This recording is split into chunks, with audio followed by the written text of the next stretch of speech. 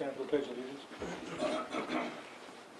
Pledge allegiance to the flag of the United States of America and to the republic for which it stands, one nation under God, indivisible, with liberty and justice for all. Morning, everybody. Morning. Welcome to our Monday morning business meeting. Thanks for your enthusiasm. I don't think anybody expected to see snow this morning, did we? I know I sure did. So I guess it just reminds us that Mother Nature's still in charge, isn't she? Let's see. Today's meeting, any public comments? Do you want the statement from Laura first? Hold on just a second. Okay. Will be made from the podium, and please state your name for the record. And Ann will go ahead and read our statement, please. Commissioner Laura Obert is working in Washington, D.C. today on behalf of the Montana Board of Crime Control at the National Criminal Justice Association Policy Summit. All right, thank you, Ann. I guess with that, we'll open our meeting with public comment.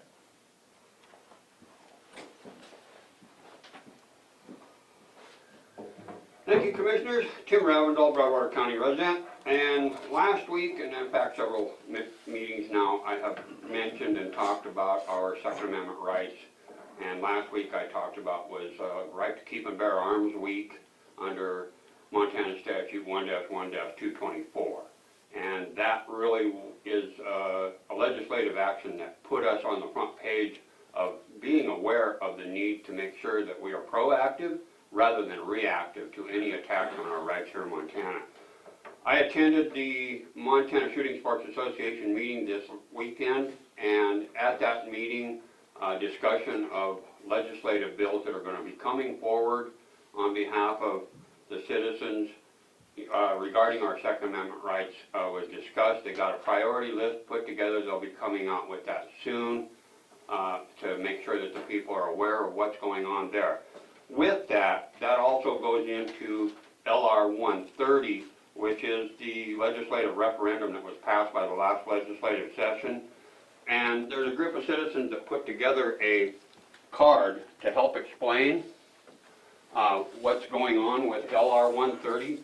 And it's really important to make sure that some folks that don't understand that can have that opportunity to be informed. These copies of these little cards are being distributed by a couple of citizens in Montana that have put this together, and they're asking for anybody that asks questions about it. It's a real quick, easy way to explain what's going on with LR 130. And with that, Commissioners, thank you for your time this morning, and I shall go sit down. All right, thank you. Any other public comment? Okay, with that, we'll have, yeah, go ahead, Teresa. Okay, good morning. Teresa Monson with Broadwater County Public Health. I just wanted to make a few comments this morning on the coronavirus. I'm sure everybody's about had it with the news reports and everything. It's really dominating the news. But I guess what we want you to know is that, you know, public health is working on this daily. We get email after email from DPHHS, which is in the State Department in Helena, which gets their information from the CDC. So I did put out a news release. I sent that to the paper on Friday. There is a copy of it here, although I have changed some of the numbers because they were updated. Currently in Montana, we do have a few cases that we're following. There's 28 people that returned from China to Broadwater County, or to Montana, and 8 have been tested and 8 have been negative, and currently we are following 9 cases in Montana, and one of them is in Broadwater County. So we learned real fast how everything works. Heather and I went and visited with all the providers on kind of how everything works, you know, what they should do, you know, and how how it should flow. So every year, this is not a new thing for us. We do this every year. Every year we review our pandemic flu policy. Ours, I just redid in July sometime. So ours is up to date every year. And a lot of you here come to some of the meetings that I have on how to set up like a point of dispensing. And that's what it would ultimately come down to, if this pandemic, becomes somewhat treatable, if they find a vaccine for it.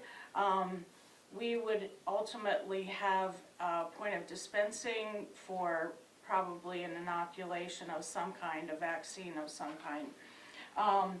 And we practice that every year. Every year we have a mock situation where we set it all up as if it's really going to happen.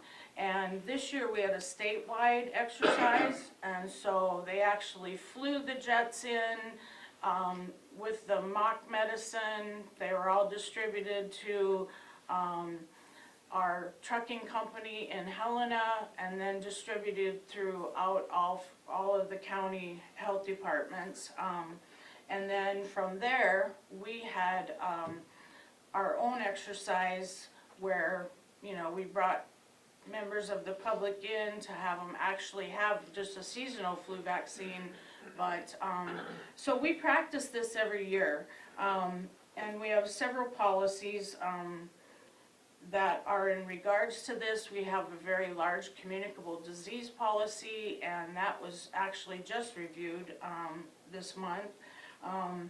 So I guess what we want people to know is that, we're on top of it. I think we're as ready as we can be. I've been to every meeting that the state has had, every exercise, and so if something happens, I like to say that, we're ready. I don't know if we're ever going to be ready for a full-bore pandemic, but they say that the United States is probably the closest to being ready for a pandemic flu out of all of the countries that are involved right now. So I want people to know they can call the public health department anytime if they have a question, if they're going to be traveling. If you recently have gotten back, from traveling, just make sure that you keep up on what you're supposed to do. We had a young lady that got sick several days, a week after she got back. Got the cough, the fever, the whole 9 yards, and of course the symptoms are the same as the flu. So, you never know if you've got the flu from traveling or if you have this COVID is what they call it, the coronavirus. But we have all the information on that. The governor has put together a task force now. And so the local government is getting ready as well. We don't know what's going to happen. I mean, our hope is that, when spring comes and as it would with the flu, it would just start to dissipate and go away. We're hoping that's what happens, but, we can't say for sure. So anyway, if you haven't got your flu shot, there is still quite a bit of just the regular seasonal flu going around. We have over 70 cases in Broadwater County. 5 of those have been hospitalized. Those are pretty high numbers for our county. Last year we were actually about the same, but previous years much, much lower. And so I don't know if that's because our population is growing or becoming more diverse, but we are seeing quite a bit more flu. And we report that to the state every Monday.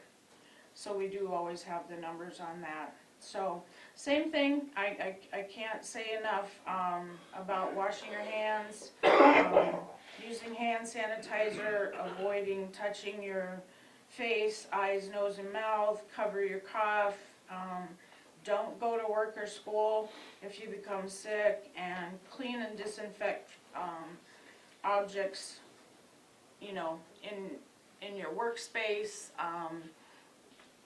everywhere. I'm kind of a germaphobe, so, and I'm gonna be traveling today, so I have lots of wet wipes with me. So I saw Mike was here, is he still here? Yeah. Do you have anything to say about the governor's task force?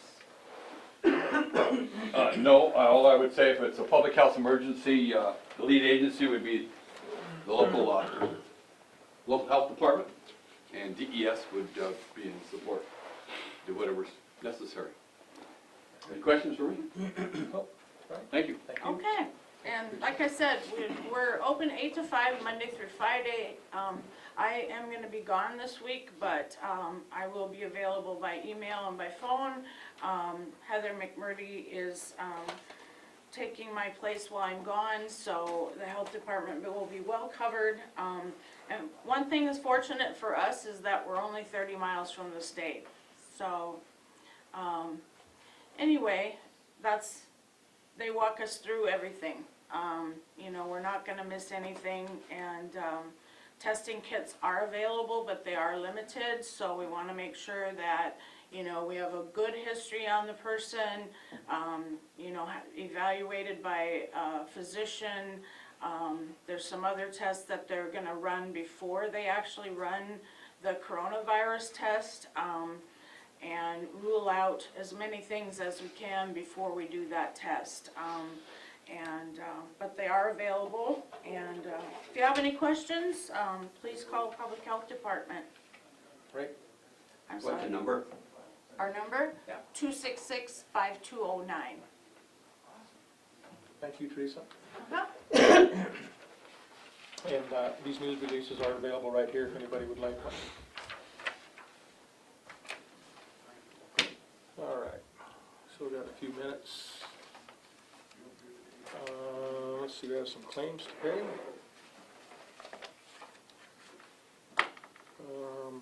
Claims in the amount of $98,801.16. I'll make a motion to pay claims and set them out.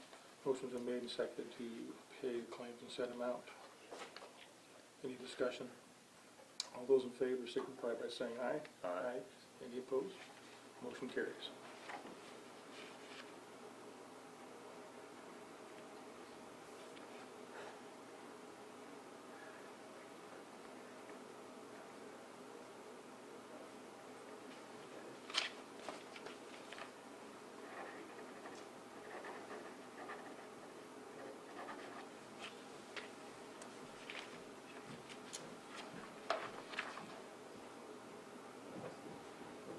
Received the restitution for Bill Flanner.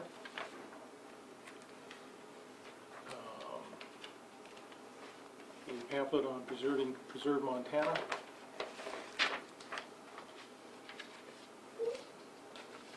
Here is the guidance for the on guidance for the 2019 coronavirus.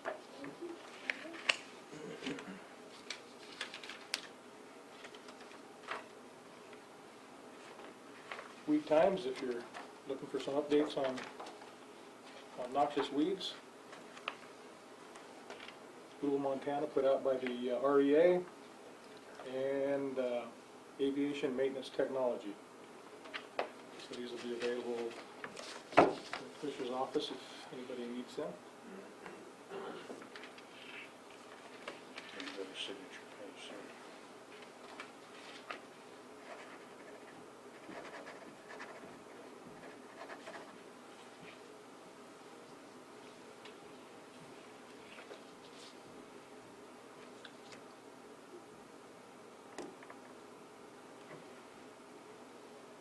I want to do a community update, right? Yes, I went to the next board meeting, some litigation with Joe Smouse over access issues. 287 South Highway pre-construction meeting in Bozeman and a meeting for roads on Warm Springs Creek area in the Crow Creek Valley with landowners. We thought that that 287 South project was going to be done in 21, 22. Sounded like they're gonna start April 23rd and pave October 1st. So that's gonna happen this year. All right. Maybe we don't have anything to add to that. I think we all attended the same meetings.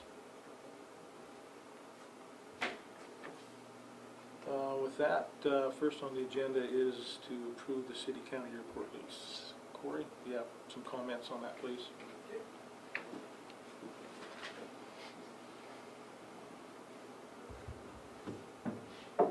So there's a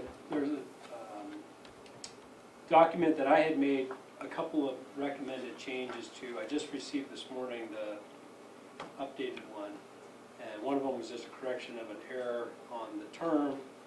And it's a 20-year lease, so on page 2 it had it mistakenly in 40 years, so that's been fixed. Paragraph, or section 12 on page 8, the attorney's fees, that's been corrected so that either side, both sides pay their attorney's fees in the event of litigation regardless of outcome. There were 2 items that Peter Simon had suggested as the city attorney, and one of them was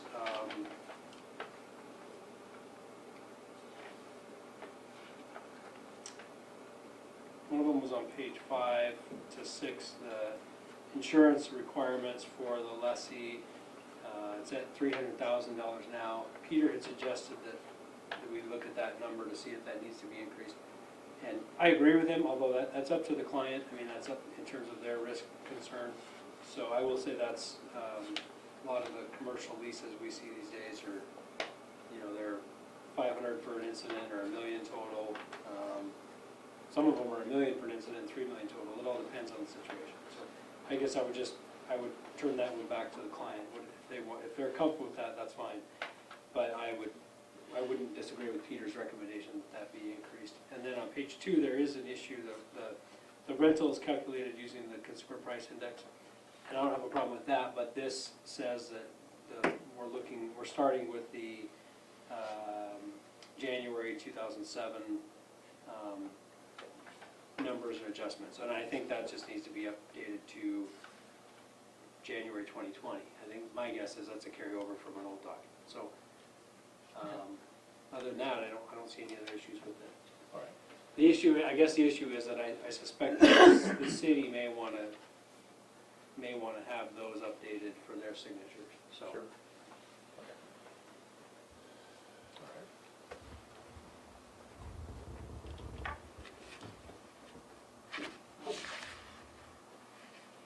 Are you, Mike? Yes. What do you think about the liability issue that he had recommended increase? That's really the only substantive change. The other one's basically a typo change. Correction. Well, I don't know, that was, most of them, Let's get those changes made then, if we sign this agreement today. what? Are you willing to take this forward and get these changes made if we approve this lease today? Yes, With they've been changed already. Not the ones that still need to be made. Still need to do the one on the consumer price indexing, and there's still also a typo on page 3 that needs to be changed, and then we need to revisit the liability limits. Okay, Are you and your board willing to do that? yeah, sure. Okay. Okay then. Is there a motion? These are the changes that need to be made. This consumer price indexing Okay. needs to be updated to 2020. This should say 2020, and then The liability. liability. Okay. And I'll make a motion to approve the lease between Christopher Fuhr and City County Airport Board with the changes as discussed. okay, motion's been. I will second that motion. That motion's been made and seconded to approve the Townsend City Airport lease agreement with the changes to the consumer price indexing to reflect 2020 prices, the typo to reflect January of 2020, and to revisit more realistic liability limits. All those in favor signify by saying aye. Aye. Aye. Any opposed? The motion carries.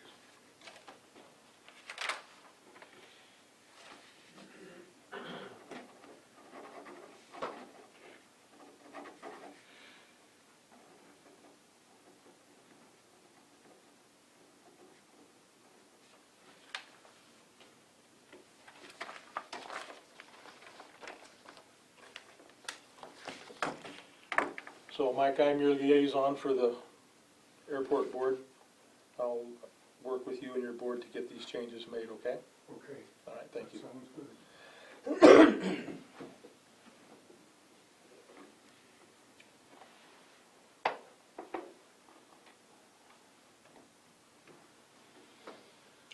All right, next on our agenda is the Health Department server replacement.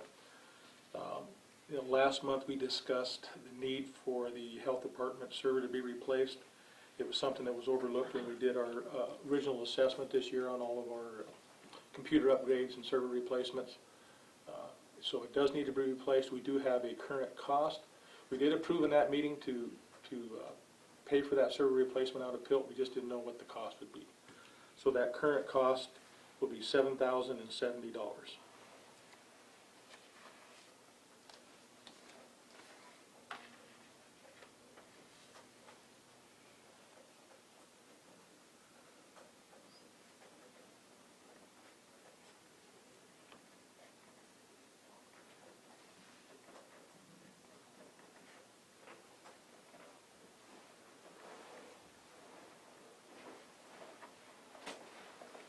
Is there a motion?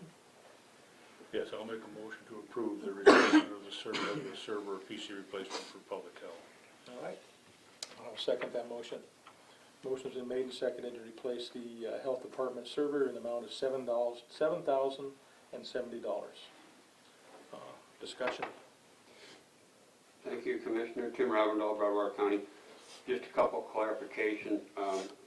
The rest of the county is on Blackfoot, I think, still, and we're working with that. Maybe not, I'm wrong on that, but the server that you're changing to is who? And then is there an additional maintenance fee above the $7,000 to upgrade that? Can you maybe just give a little summary of what that is about over there? That was for the Health Department, Right? okay? So that's the who. And they need a separate server to protect their client privileges, Right? and they cannot use the server that we currently have in the courthouse because we're not connected. So they need a separate server to do that. Okay, this basically is, but it is the same company that you're using here? It's not through Blackfoot. DIS is our provider for, I don't want to say our IT. our IT provider. Just they're the ones trying to that- get clarification on that, thank you. Okay? Any other questions? Okay.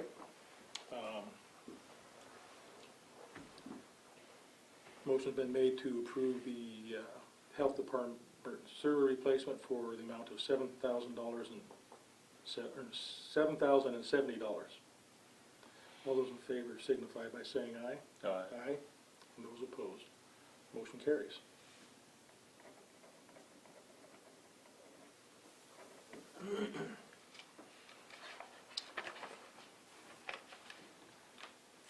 Did they give a time frame, Teresa, when they're going to do that? Pardon me? Did they give you a time frame when they want to do that? They did not. Okay. I guess they had already had your Right. server setup time, and so I imagine it'll be whenever they can Okay. get the server in, because he said he had to order it, so. Yeah. All right, very good.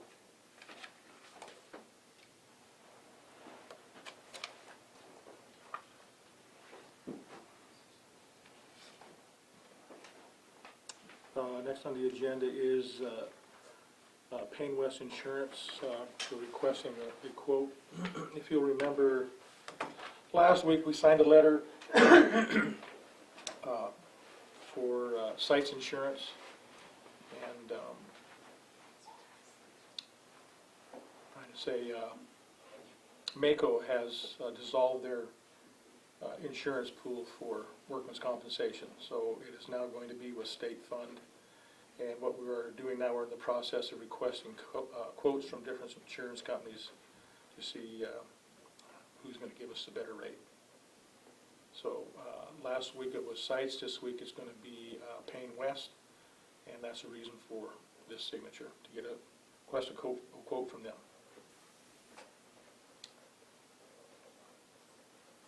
Any discussion, Mike? Well, I think we'd be better off with Payne West because they've been handling all of our safety training, and they're also, they send people out to help us with our safety training, which we're probably not gonna get from an insurance agency in Sydney. That's the main reason, plus the dividend that we weren't getting any dividends from Mako Workman's Comp Trust, but we will get one from State Fund Workman's Comp Trust. And there is a possibility of getting a dividend from Payne West as well, possibly, but we don't know that for sure. So. All right. Is there a motion to sign this letter for request? I'll make a motion to sign the letter to Payne West requesting an insurance quote for the workman's comp policy. All right, I will second that motion. Motion's been made and seconded to sign this letter to request a insurance quote from Payne West Insurance.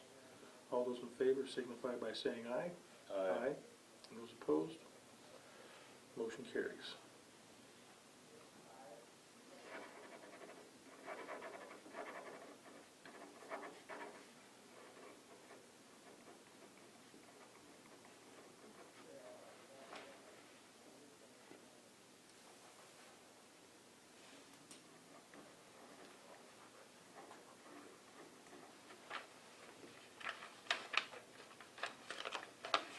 I'll leave this attached, Ann, and I'll make a letter. Send a letter today and get that sent in. Sure.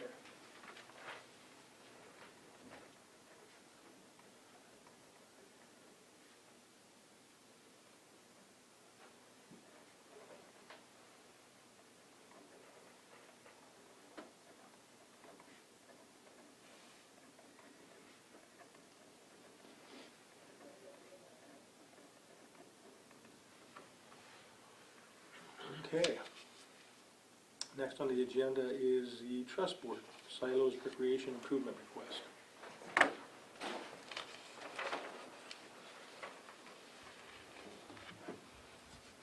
Steve Oh, McCullough, Steve? Broadwater County Trust. Oh, we have a few items this morning. The first one is a separate item, and it was the school requesting a new press box. And it's, they've come up with a generous amount of money. Gosh, I think they're nearly 50% collected locally, and it is expensive because it's public funded and covers all the higher costs of being at the school. The amount we have approved is $38,196.70, and that'll be the new press box at the football and track field. You should have a letter requesting your approval on that. We did receive the letter requesting the approval. Is there a signature page? I have copies of the letter. We signed them, it was delivered here last Friday. I can give you these copies. Did you see the signature page, Mike? No. I don't know, I think they're probably waiting for your approval, and then Okay. maybe the signature page would come from. Okay. Yeah, that's.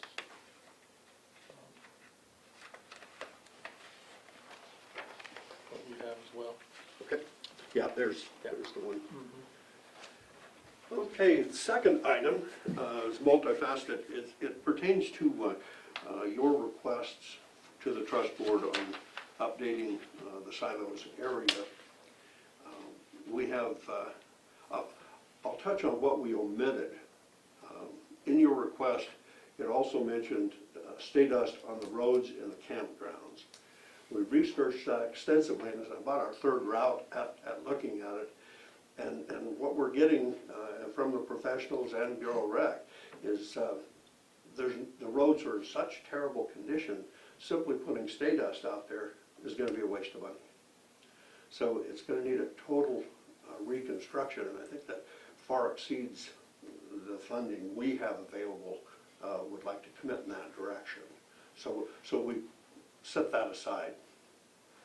If you revisited, we've asked Sharon Walker if she'd like to participate in costs, and so then we could help her. But it's gonna need new gravel and grading and stay dust and a substantial amount of cost, which may come under the new study when they redo that out there, if they change the loops or modify it, or, but it does probably delay it a year. Okay. The next items, and you have a copy of this one, are the things that we did touch on. The gazebos were basically, they're in semi-similar condition, and structurally they're excellent. We are getting a bid on repair of the ridge caps and a few of the shingles. That bid is not in yet. The gazebos are going to, we've got a bid in to pressure wash and paint the gazebos at $700 per gazebo. We have two tucked in the old gazebos. The next item is basically pretty broadly based, and what we're asking is $50,000 for repair of the parking lot out there. And we're talking grading, compacting, regrading, new gravel, stay dust, kind of all encompassing, and to include probably a pay box and signage. We are in hopes that we can do it in the $40,000 neighborhood. So we've given ourselves a little cushion there, but we're requesting permission on that $50,000 now, so we can expedite this and get this started. Okay. The third item is we are, again, as per your request, we're going to initiate a launching fee out there, $5 per launch, $50 season pass, with all funds collected, earmarked and set aside for enhancement, maintenance, and repairs at the silos. It will go into a fund set aside by the trust board, and it'll be handled as normal trust board funds are. Any questions on those items? No, I think it's probably important to, we did have a pretty good discussion at your last meeting about the boat launch, and felt that was a very reasonable rate compared to a lot of rates around the lake. And also, I guess, how those fees will be collected. There'll be someone from the trust board, someone from the county that will collect those fees and make sure that they're properly taken care of. Yes. And deposited with our treasurer and to Correct. go into the proper account. I think this is a great way to show the folks that we're making an effort to improve the silos area and make it a better facility for everybody. And I think that being able to collect these fees is going to be able to give us the opportunity to do more in the future. So, Excellent. do you have anything, Mike? No, did you get the email from BOR about the recreation.gov deal at Canyon Ferry? No. Training. Can't remember what day it was. I can't remember either. It's We'll find that. 20, let me look here.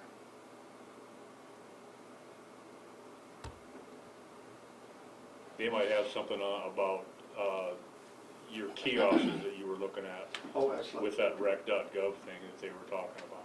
It's the 19th, The 19th? 11 o'clock at the BOR office. That's right. It's information and probably the beginning of some of the training we'll have to go on to get on that site. Are you having a meeting before then? Yes. When is your next meeting, the 17th? 17th. Okay. We have a working meeting on the 17th of just to try to expedite this work that needs to be done out there.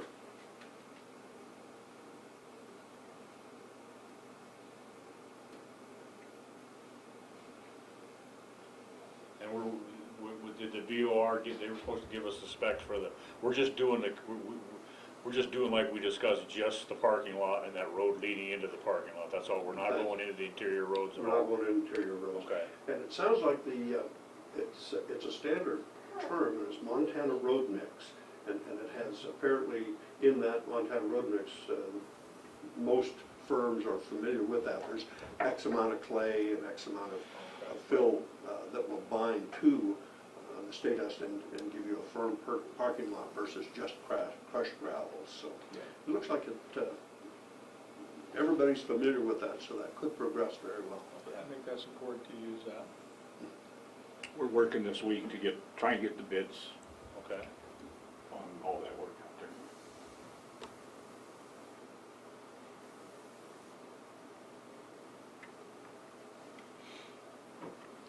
there. And I remember right, BOR said they probably have some extra pay tubes around it and let us use for a while. Hopefully. Okay. Maybe some paint. Yeah, and some paint, that's Paint. right. They might have some paint available as well, that's right.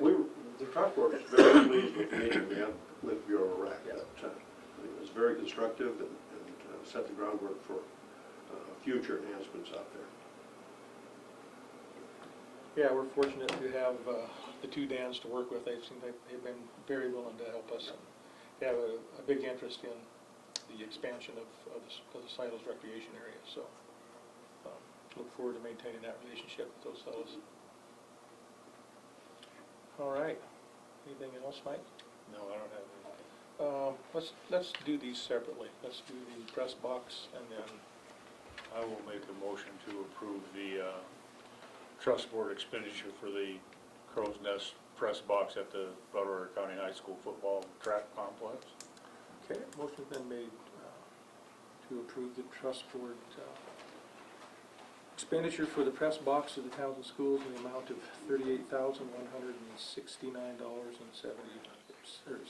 $96.70. So let me read that again, $38,196.70. I will second that motion. Motion's been made and seconded. All those in favor, is there any public discussion? No discussion? Okay. All those in favor signify by saying aye. Aye. Those opposed, motion carries.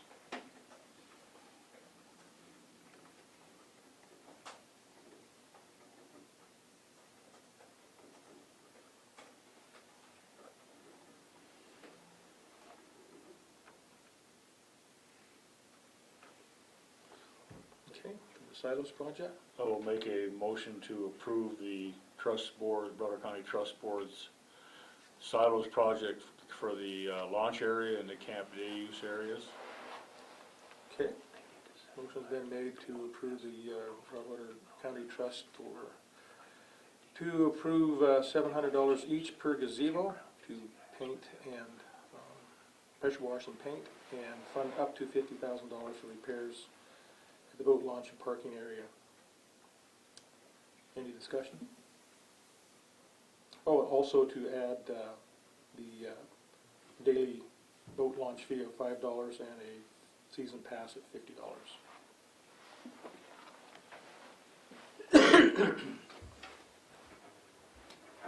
Al Christopherson, I'll speak from the Citizens Action Group standpoint right now.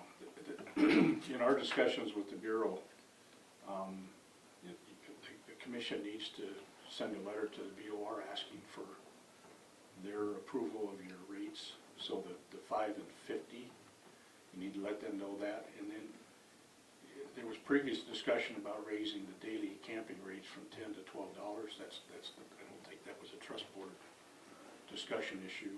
But again, if you want to do that, that needs to be in the letter for the BOR to Oh, okay. approve that. So just so you don't miss that step. Okay, thank you for that. Thank you.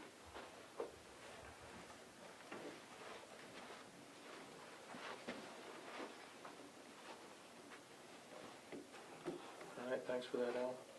Anybody else?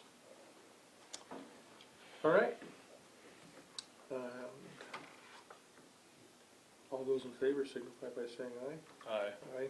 Those opposed? Motion carries.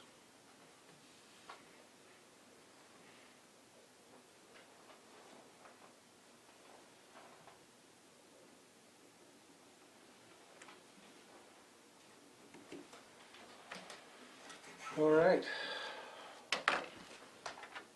Anything else? Minutes.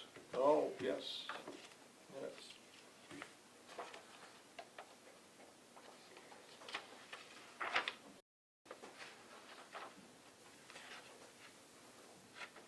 March 2nd and March 4th.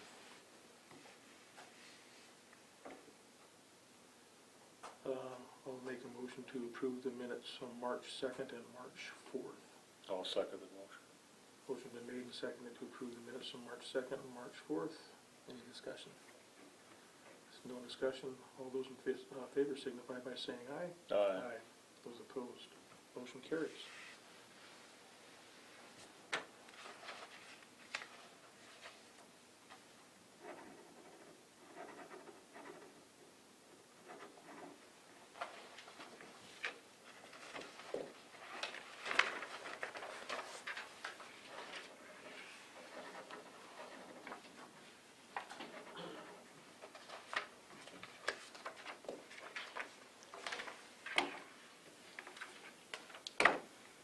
If there's nothing else, we'll stand adjourned. See what the right time Yeah, is. it's a good time.